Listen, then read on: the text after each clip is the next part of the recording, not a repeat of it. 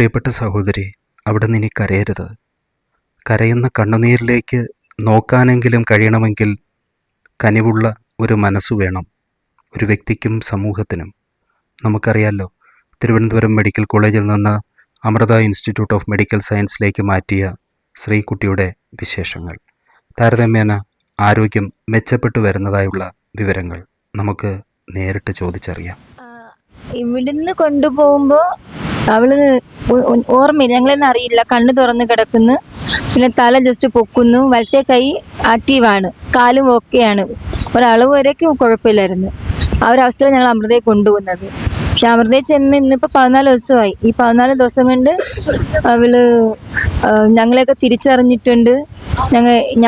എൻ്റെ പേര് പറഞ്ഞ് അമ്മയാന്ന് പറഞ്ഞ് ഡോക്ടർ ചോദിച്ചപ്പോൾ പിന്നെ ഇടത്തേക്കാൾ തീരെ അനക്കമൊന്നും ഇല്ലായിരുന്നു. വലുതായിട്ട് വിരൽ ജസ്റ്റ് ഒന്ന് അനങ്ങുമെന്നല്ലാണ്ട് വേറെ അനക്കമൊന്നും ഇല്ലായിരുന്നു. ഇപ്പം ഇടത്തെ കാല് പൊക്കും, മുട്ടുമടക്കും, അങ്ങനെയൊക്കെ ആയിട്ടുണ്ട്. പിന്നെ ചിരിക്കും, നമ്മൾ കാര്യം പറഞ്ഞാൽ അത് വേണമെങ്കിൽ വേണമെന്ന് പറയും, ഇല്ലെങ്കിൽ ഇല്ലെന്ന് പറയും. ആ ഒരു അവസ്ഥയിലാണ്.